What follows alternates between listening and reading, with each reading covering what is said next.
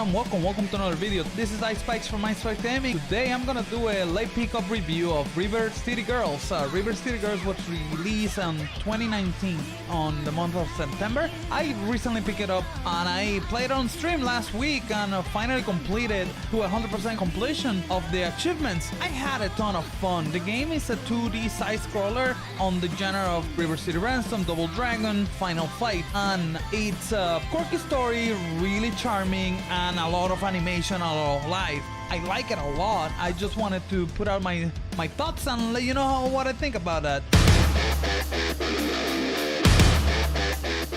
For the story, you start a game on the school. You're in detention and you get a text and you get informed that the girl's boyfriends have been kidnapped. So you go on a rampage, punching and kicking everyone on your way to rescue Ricky and Kunio, which are the girl's boyfriend. It does follow a quirky, cute story. The story is pretty good. This game does take you through a ton of places and they're unique and bright and colorful. You know where you are when you look at the screen. It takes you from the school grounds to the main city, the town, the mall, construction site, then you go to a junkyard, you even go to a music concert, and it takes you there pretty quick.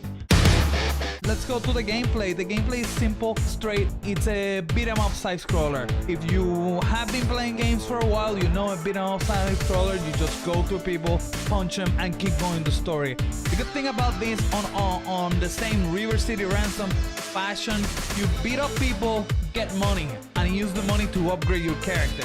With that money, you're gonna go ahead and invest it on your key upgrades, which are moves upgrades, to keep kicking butt.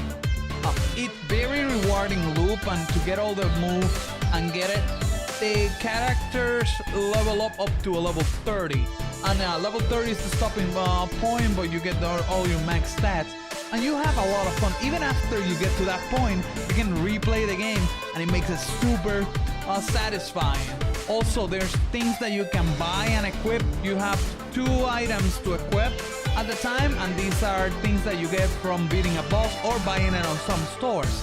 The upgrades are not great, but they help. There's the brass knuckles that give you like 5% more stun ability, and it helps you kind of survival a little bit. The other ones will give you, like, for example, one gives you 5% more attacks for male characters, 5% more attacks for female characters, which were the ones that I was using at the beginning.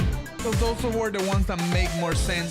There's other things that you unlock throughout the story, and it's really fun. It's really fun to get, experiment, and just kind of have fun, because eventually you want your money to kind of get your moves out. Your moves are your bread and butter, and all the combos are fun to do, and you can experiment. It's simple enough that you can get through just matching, but later on you might want to buy another moves and start introducing combos like aerial or other moves that they have.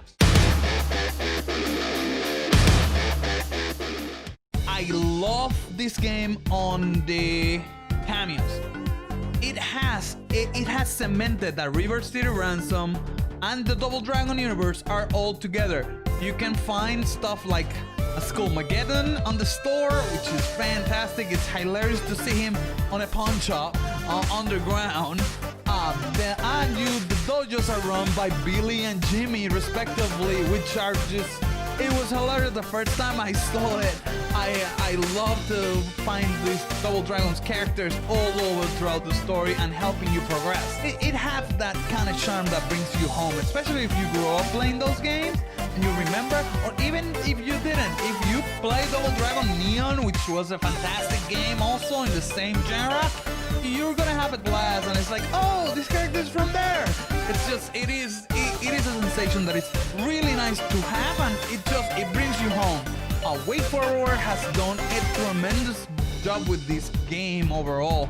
I love the aesthetics, the art, the colorful, and every time I looked at it and I start playing it, I just want to keep going no matter what. I don't mind redoing it. When you beat it, you do have a secret boss that you have to obtain 2 types of collectibles to unlock. The first one you unlock by beating the actual story, and the other one is a collectible type that you have to break. I believe it's a 25 Cebu status throughout the game. And on the New Game Plus, there's a second set of unlockables that is collecting kitties, which is kind of cute. The best reward though, it's to have 2 more characters after you beat it for the first time. Because Kunio and Riki become available, and you're able to actually go to town with everyone. They work under the same story, so unfortunately we don't have an additional story right up for them, but they work fantastically on this world, and the combos are amazing. In addition, there is a secret store. It has 2 special items. There's the tank and the bunny pins. These are the pins that are wearable, so you can combine them. These items are super expensive. They're like $5,000 each, and you will say maybe grinding for $5,000 each, it's a little bit harder when you beat the game and go loitering around. But you have the option to do a New Game Plus, which still pays you every time you clear the missions that you got, and that's the best way to collect the money.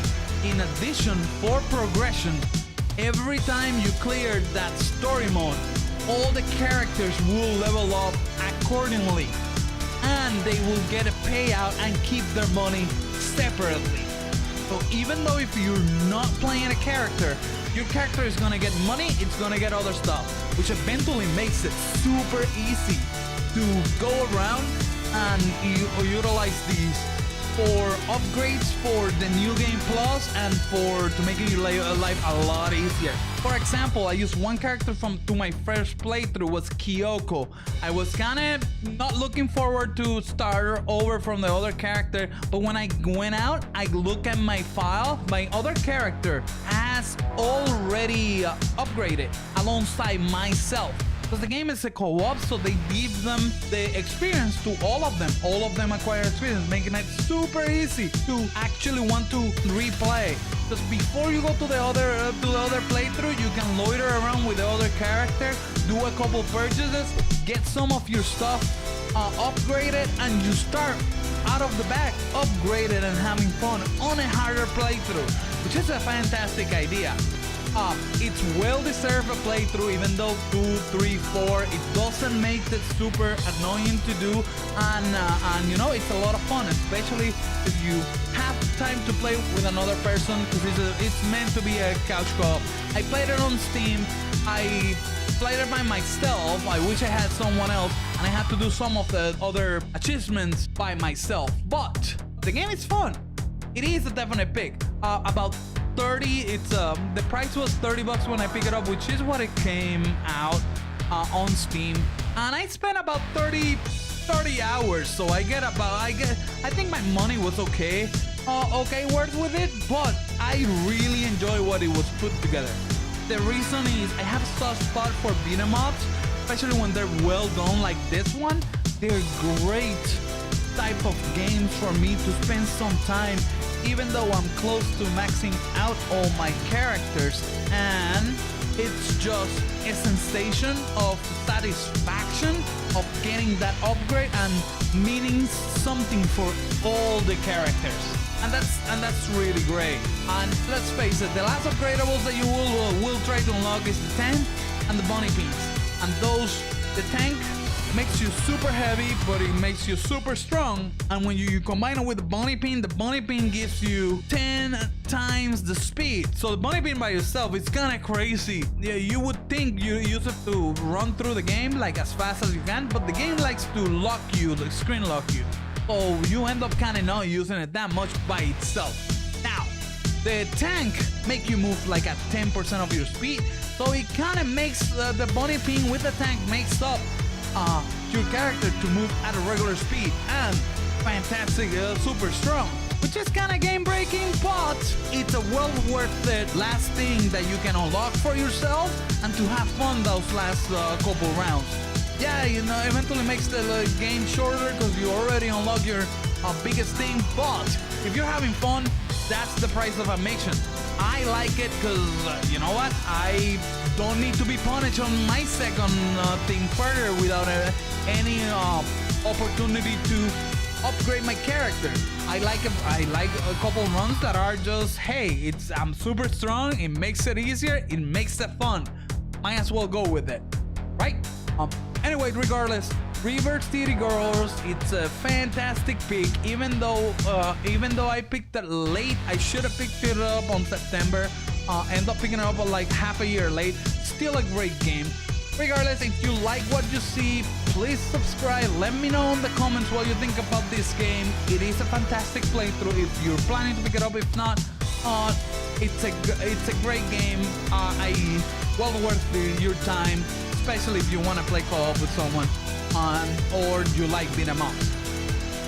With that said, my friends, I hope you have a wonderful day, and until the next one, goodbye.